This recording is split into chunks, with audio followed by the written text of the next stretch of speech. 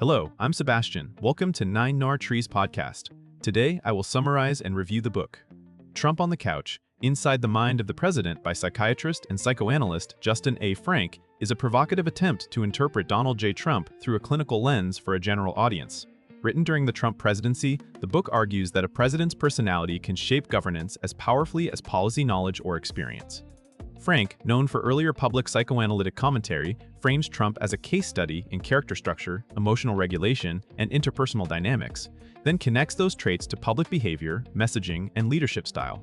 Rather than offering a conventional political history, the book focuses on patterns visible in speeches, interviews, social media posts, and long-standing biographical narratives. It also raises ethical and civic questions about mental health discourse in the public sphere, including what can and cannot be responsibly inferred without a direct clinical evaluation.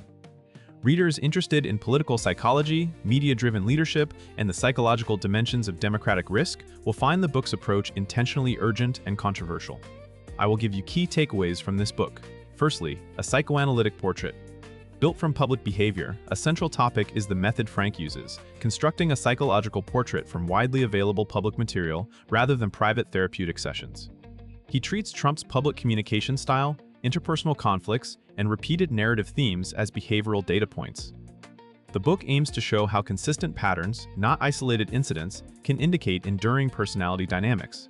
This approach is inherently contested, and the book implicitly asks readers to consider the boundary between clinical reasoning and cultural criticism. Frank emphasizes traits that appear stable across contexts such as an intense need for attention, sensitivity to perceived slights, and a tendency to personalize institutional conflict. He links these patterns to how Trump frames reality, uses language, and responds to opposition. The topic also includes how psychoanalytic concepts are translated for lay readers, using accessible descriptions of defenses, impulses, and emotional needs. Importantly, the book positions its analysis as relevant to governance because a president's temperament influences decision-making under stress, handling of advisors, tolerance for complexity, and response to criticism. By focusing on recurring behaviors rather than partisan policy disputes, the book tries to explain why certain public actions repeat and escalate, and why conventional political incentives may not fully predict them.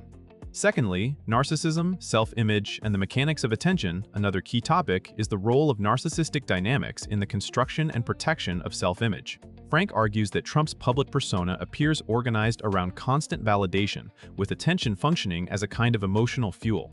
In this view, praise is not merely enjoyable but psychologically stabilizing, while criticism is experienced as a threat that must be countered immediately. The book connects this dynamic to communication strategies that keep the spotlight fixed on the leader, dominating news cycles, reframing events around personal victory or betrayal, and escalating conflict to maintain centrality. It also explores how grandiosity and fragility can coexist, producing dramatic swings between boastfulness and rage. Frank interprets this as more than a rhetorical style, suggesting it shapes relationships with allies and opponents alike. Loyalty becomes highly prized because it supports the self-narrative, while dissent is treated as personal disloyalty rather than normal institutional disagreement. This topic also addresses how such a personality structure may affect decision-making, including prioritizing optics over substance, reacting to immediate emotional cues, and seeking triumphs that can be publicly claimed.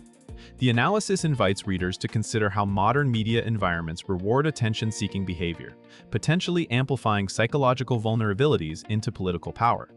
Thirdly, impulse, aggression, and reality testing. Under pressure, Frank devotes significant attention to impulse control and aggressive response patterns, arguing that they can become especially consequential when combined with executive authority. The topic centers on how anger, retaliation, and immediate gratification can override deliberation. In the book's framework, provocative statements and sudden shifts are not just tactical, but reflect a low threshold for frustration and a preference for acting first, then justifying later. Frank also discusses the idea of reality testing, the capacity to distinguish wishes and narratives from external constraints and facts. He suggests that when a leader treats personal belief as sufficient evidence, the result can be unstable messaging, contradictory claims, and a readiness to attack institutions that challenge the preferred story. This topic connects psychological defenses to political behavior, denial, projection, and scapegoating become ways to manage anxiety and preserve a self-flattering picture. The book also considers the reinforcing loop created by crowds, media, and loyalists, where applause rewards aggression and makes self-correction less likely. The broader implication is civic. a leader's impulsivity can strain alliances, erode trust and expertise, and turn governance into a cycle of conflict and reaction. Frank frames these patterns as risks that escalate in crises, when stress and uncertainty intensify the need for simple enemies and quick wins. Fourthly, relationships, loyalty, and the use of others as extensions of self. A further topic is how Trump's relationships are portrayed as instrumental, with people evaluated by their usefulness in maintaining status, admiration, and control. Frank examines recurring public episodes involving aides, rivals, journalists, and institutional leaders, reading them as demonstrations of a relational style that prefers dominance and loyalty over collaboration and mutual influence. The book argues that when others are treated primarily as supporters or threats, governance becomes personalized. Policy and administration are filtered through the leader's emotional alliances. This framework helps explain high turnover, public humiliations, and abrupt reversals in praise and condemnation. Frank interprets these patterns through psychoanalytic ideas about splitting, where individuals are seen as all good or all bad depending on whether they supply affirmation. The topic also explores the emotional economy of dependency. A leader may demand constant loyalty while resisting vulnerability, which can create brittle coalitions and encourage flattery rather than honest advice. In this account, institutions become stages for interpersonal drama, and the leader's sense of grievance can become a driving force in public conflict. Readers are encouraged to think about how a president's relational style influences cabinet function, crisis response, and the integrity of information flows. If advisors learn that bad news triggers punishment, the quality of decision input can deteriorate, raising the stakes of personality and leadership. Lastly, ethics, public diagnosis, and what citizens can infer responsibly, the book also foregrounds the ethical controversy of analyzing a public figure's mental state without direct examination. Frank's approach sits near debates often associated with professional standards and public commentary, and the topic addresses what kind of claims can be responsibly made from observation alone.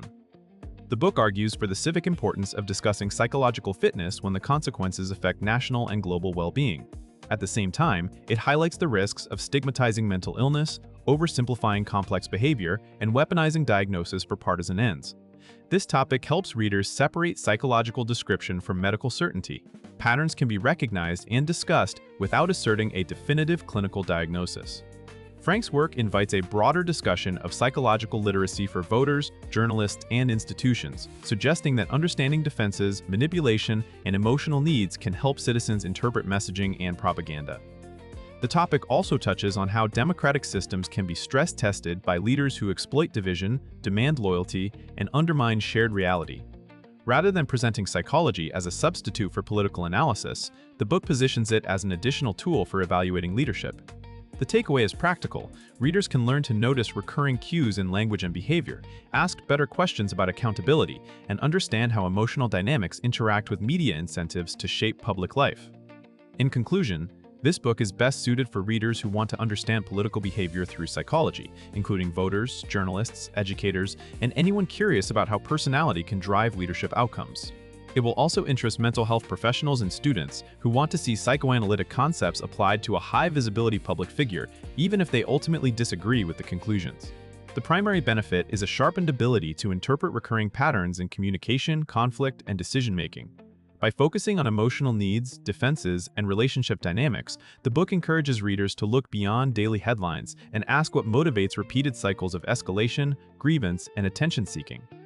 That perspective can help readers become less manipulable by spectacle and more attentive to institutional safeguards. Compared with many political books that catalog events or debate policies, Frank offers a distinct angle, a structured, clinically informed narrative about temperament and its consequences. Whether one accepts his analysis or not, the book provides a framework for thinking about leadership as an interaction between personal psychology and media incentives. That distinctive lens, and the urgency with which it links character to civic risk, makes it worth buying alongside standard political histories and investigative accounts. If you would like to support Justin A. Frank, you can buy the book through the Amazon link I've provided in the podcast description. After reading the book, please let me know what you think and share your thoughts. See you around.